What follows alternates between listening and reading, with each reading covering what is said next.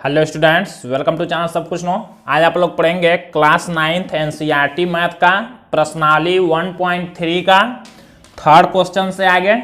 इससे पहले वाले पार्ट में आप लोगों ने सेकेंड क्वेश्चन तक पूरा कंप्लीट पढ़ाई किया था। अगर आप लोग चैनल पर नए हैं, चैनल को सब्सक्राइब करिए और वीडियो को लाइक करिए, ज़्यादा से ज़्यादा शेयर करिए ताकि सभी लोग घर बैठे आसानी से ऑनलाइन पढ़ाई कर सकें। तो हम लोग देखते हैं क्वेश्चन नंबर थर्ड जो दिया है, निम्नलिखित को P/Q के रूप में व्यक्त कीजिए जहां P और Q पूर्णांक हैं तथा Q इज नॉट इक्वल 0 है। क्वेश्चन फर्स्ट, सेकेंड और थर्ड दिया है, बारी बारी से सबको हम लोग सॉल्व करेंगे। देखिए इसमें करना क्या है,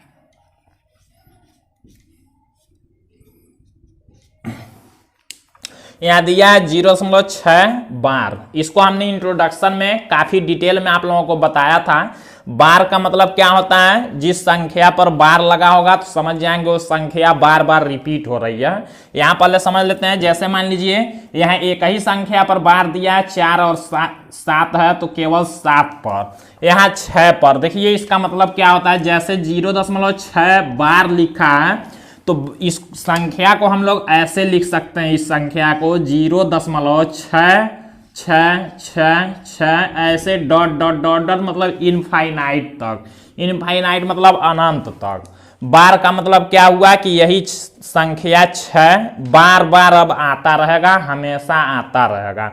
डॉट डॉट लगाते हैं, बार को जब हटाते हैं तो उसी संख्या को कई बार लिख सकते हैं, और डॉट डॉट लगाने का मतलब वही संख्या बार बार रिपीट हो रहा है। जैसे यहां हम लोग देखते हैं दिया है 0.47 बार, तो इस संख्या को लिखेंगे कैसे, बार हटाएंगे जब तो 0.47। अब केवल देखिए 7 पर बार है तो 4 4 नहीं लिखेंगे, केवल अब 7 7 7 7 ऐसे जितना चाहेंगे आप लोग लिखेंगे। इसका मतलब यही हुआ, बार का मतलब कि वो संख्या बार बार रिपीट हो रहा है, और लास्ट में डॉट डॉट लगाते हैं और बार हटा देते हैं। इसका मतलब ये होता है।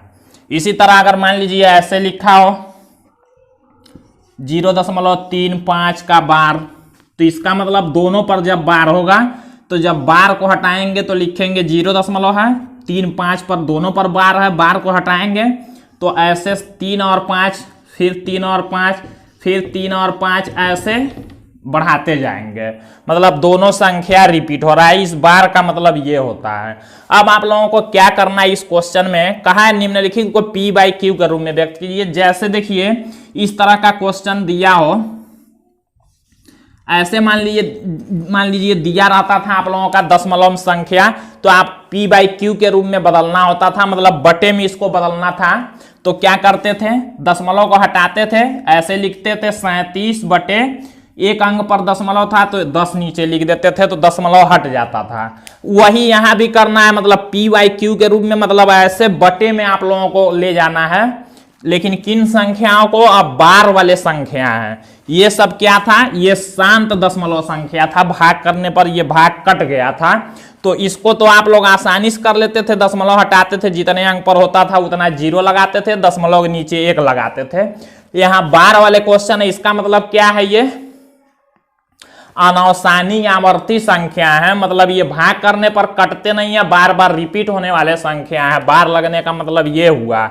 तो इनको अब P/Q के रूप में बदलना है, मतलब ऐसे भी ये बटे के रूप में बदलना है। तो इसके लिए आप क्या करेंगे, वही यहां पर कहा है कि P/Q के रूप में बदलिए, जहां P और Q पूर्णांक होने चाहिए और Q इज नॉट इक्वल 0, मतलब नीचे का 0 नहीं होना चाहिए।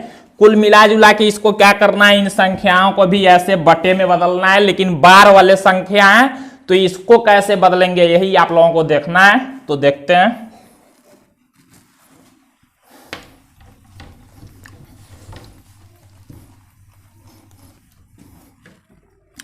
तो अब देखिए हम लोग फर्स्ट क्वेश्चन को सॉल्व करेंगे। तो ये जो संख्या दिया है 0.6 बार, इसको हम लोग मान लेते हैं किसी संख्या के बराबर। इसको हम लोग लिख सकते हैं सॉल्व करने के लिए। देखिए माना x के बराबर, इसको हम लोग मान लेते हैं 0.6 बार को। इसका मतलब क्या हुआ, 0.6 बार को हमको P/Q में बदलना है। तो x हमने मान लिया, मतलब x बराबर P/Q। x के जगह पर p बाई क्यू मतलब 0.6 को हमने x के बराबर मान लिया, कुछ भी मान सकते हैं, माना x बराबर इतना, इसी को p बाई क्यू के रूप में बदल देना है। कैसे बदलेंगे बार वाले क्वेश्चन को, वही यहां ध्यान देना है। x बराबर 0, बार को हम लोग हटा लेते हैं। बार जब हटाएंगे तो हम लोग ऐसे, अभी हमने बताया कि ऐसे संख्या बार बार रिपीट होता रहता है, तो ऐसे लिख लेते हैं। रिपीट बार हटाएंगे तो ऐसे कर लेंगे। इसको हम लोग मान लेते हैं समीकरण 1। अब देखिए हम लोग क्या करेंगे, यहां पर ध्यान क्या देना है, सबसे जरूरी ये है, जब एक संख्या के ऊपर बार लगा होगा एक ही संख्या पर, तो 10 से दोनों साइड में गुणा कर देंगे। अगर 2 संख्या पर बार लगा होगा तो 100 से गुणा कर देंगे। अगर 3 संख्या पर बार लगा होगा तो 1000 से गुणा करेंगे। तो देखिए यहाँ एक ही संख्या पर बार है तो हम लोग 10 से गुणा करेंगे। और आप लोग जानते हैं किसी एक ही संख्या से किसी भी इक्वेशन में अगर गुणा करें दोनों पक्षों में तो मान नहीं बदलता है। तो 1 पर बार है तो 10 से हम लोग लिखेंगे दोनों पक्षों में 10 से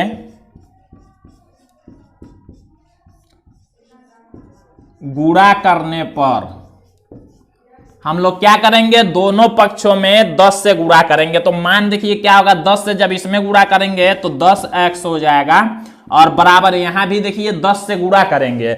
10 से जब गुणा करेंगे तो यहाँ 10 वाला 0 आता है और पॉइंट 1 अंक इधर होता है, मतलब ऐसे हो जाएगा 6.666। अब ये नहीं है देखिए कि हम लोग 3 ही 6 लिखा, हम लोग जितना चाहेंगे लिख सकते हैं। यहाँ है एक अंक पर तो 10 से हमने जब इधर गुणा किया तो 10x हुआ, 10 से इसमें हमने गुणा किया तो एक पॉइंट इधर आ गया 10 के लिए। तो 6.666, अब 3 ही नहीं, हम लोग एक बार और भी लिख सकते हैं ऐसे। ऊपर जितना हम माने रहेंगे उतना यहाँ भी लिख सकते हैं। जितना बार ये बार हटा दिए हैं मतलब जितना बार चाहे लिख सकते हैं। तो इसको हम लोग बना लेंगे समीकरण 2। अब देखिए हम लोग क्या करेंगे, समीकरण 2 में 10x है और यहाँ एक ही x है। हम लोग क्या करेंगे, ये वाला बड़ा है ये कम है, तो समीकरण 2 में से समीकरण 1 को घटा लेते हैं। लिखेंगे क्या, समीकरण 2 से समीकरण 1 को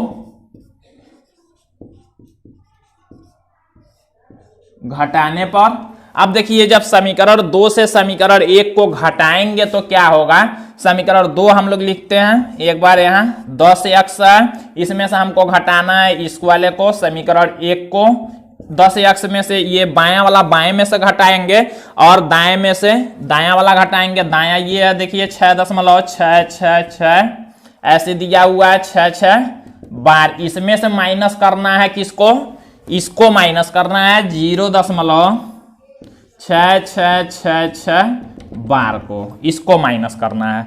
अब देखिए 10x में से जब एक x को घटाएंगे तो 9x होगा, बराबर इसमें से जब इसको घटाएंगे तो ये 6 में से 0 जाएगा तो 6 ही रहेगा, और ये दशमलव की इधर 6 सब घट जाएंगे तो 0 हो जाएगा। दशमलव के बाद 0 का कोई मतलब नहीं होता है, मतलब दशमलव और 0 को हटा देंगे। यहाँ हो गया 9x बराबर 6, तो हम लोग x बराबर लिखेंगे 9 गुणा में है, इधर आएगा तो भाग में होगा। कैंसिल करते हैं इसे, 3 से इसको और 3 से इसको भी, तो 2/3x इक्वल आ गया। देखिए हमने आसानी से p बाई क्यू के रूप में बदल लिया। हमारा जो आंसर हो जाएगा यही 2/3 p बाई क्यू के रूप में हो गया। देखिए दोनों पूर्णांक हैं, कहा है पूर्णांक होने चाहिए, दोनों पूर्णांक हैं, और q इज नॉट इक्वल 0 मतलब नीचे का 0 नहीं है। तो इस तरह से बदलेंगे, यही प्रोसेस होगा। अब हम लोग सेकेंड क्वेश्चन देखते हैं, इसको हल करना है। क्या करेंगे हम लोग, सबसे पहले मान लेंगे इसको, माना x इक्वल, इसको x के बराबर लिख लेते हैं 0.47 बार को, केवल 7 के ऊपर बार है, याद रखेंगे। फिर हम लोग बार जब हटाएंगे तो x इक्वल लिख सकते हैं 0.4, 7 के ऊपर से बार हटाएंगे तो 7 को हम लोग कई बार ऐसे लिख सकते हैं, डॉट डॉट लगा लेंगे। इसको मान लेंगे समीकरण 1। देखिए कितना इजी है क्वेश्चन को सॉल्व करना। हम लोग x के बराबर मानेंगे और बार हटाएंगे तो इस संख्या को रिपीट कर लेंगे। अब इसको समीकरण 1 मानते हैं और इसमें गुणा करेंगे किससे, एक ही संख्या पर बार है तो 10 से। लिखेंगे 10 से दोनों पक्षों में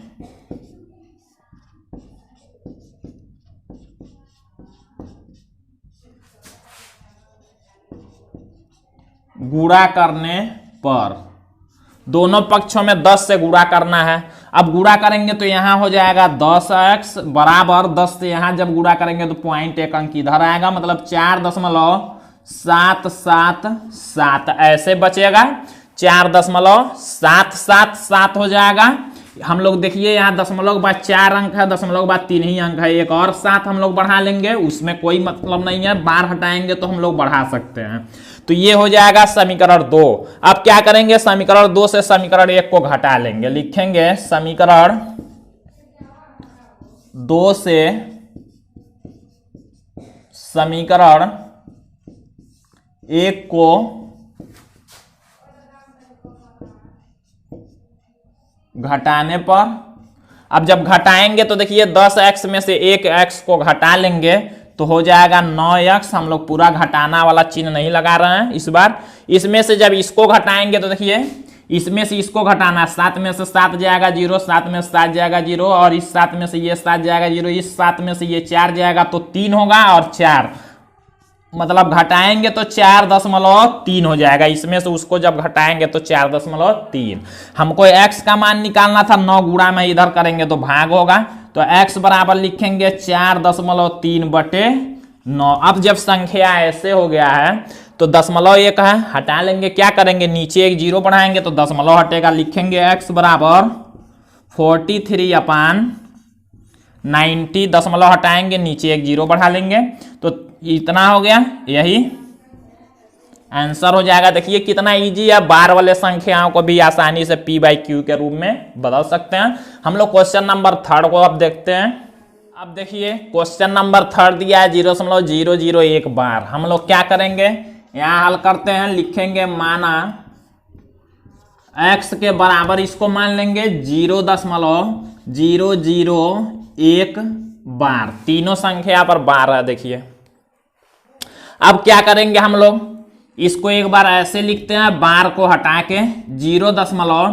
तीनों संख्या पर बार है तो ध्यान देंगे तीनों रिपीट होगा, 001 फिर 001 फिर 001 ऐसे रिपीट करेंगे, डॉट डॉट डॉट डॉट लगा देंगे, ऐसे डॉट डॉट लगाएंगे। अब देखिए हम लोग इसी को मान लेते हैं समीकरण 1।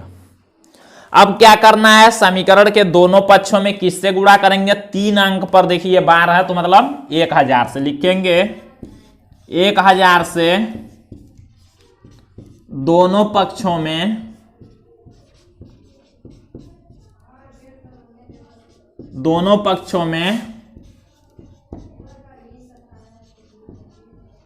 गुणा करने पर, दोनों पक्षों में हम लोग गुणा कर लेंगे 1000 से, तो इधर हो जाएगा 1000x बराबर, इधर भी जब 1000 से देखिए गुणा करेंगे 1000 से तो ये दशमलव यहां आ जाएगा, तो हो जाएगा इधर दशमलव का से 0 का कोई मतलब नहीं होगा, 1 दशमलव देखिए हो जाएगा 001 फिर 001 ऐसे लिखते जाएंगे। फिर से हम लोग लिख सकते हैं 001 ऐसे डॉट डॉट करके इसको समीकरण 2 बना लेंगे।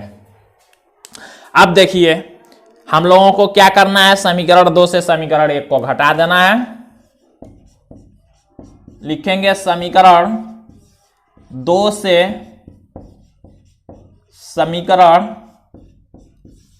1 को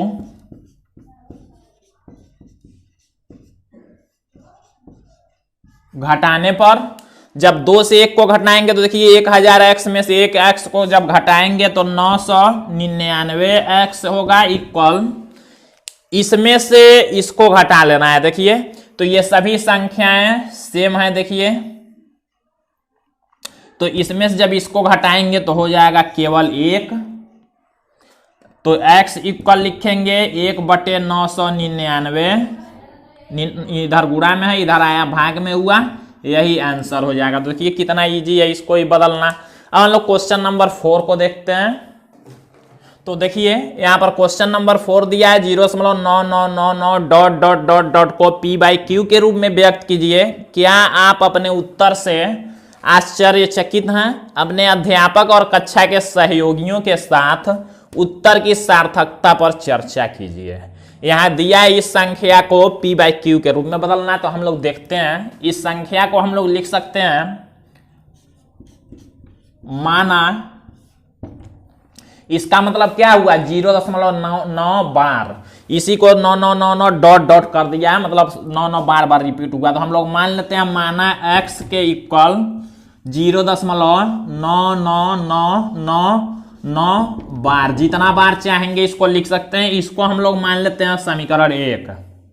अब ये देखिए एक ही संख्या बार बार रिपीट हुआ है, केवल 9 ही रिपीट हुआ, तो किससे गुणा करेंगे? एक संख्या पर बार है तो 0.9 बार ही तो है, ये 9 पर बार है, इसलिए 9 बार बार रिपीट हुआ, मतलब एक संख्या रिपीट हुआ तो 10 से लिखेंगे। 10 से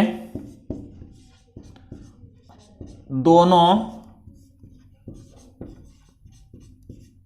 पक्षों में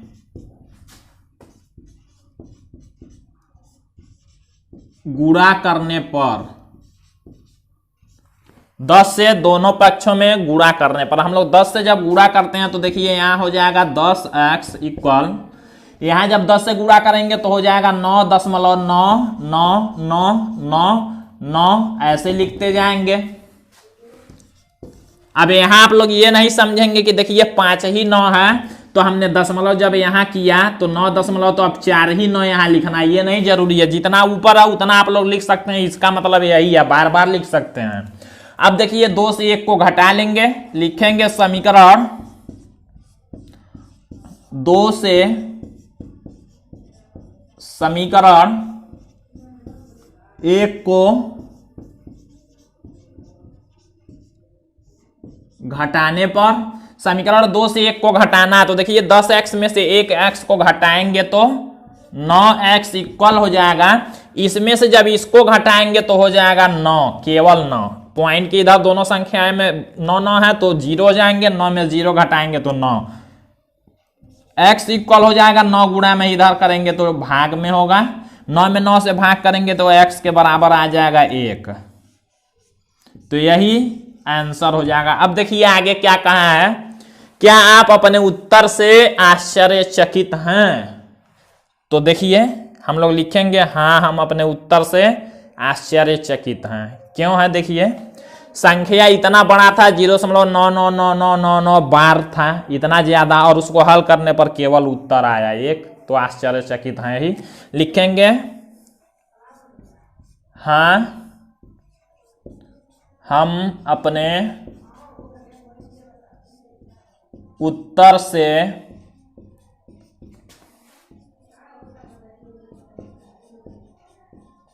आश्चर्यचकित हैं।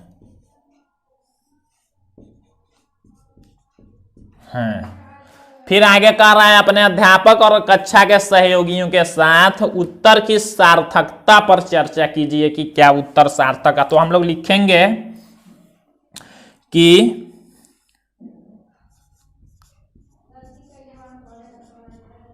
संख्या 0.99999 में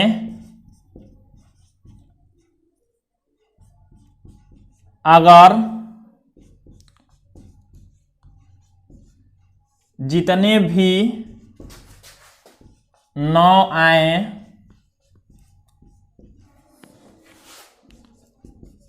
उत्तर हमेशा एक ही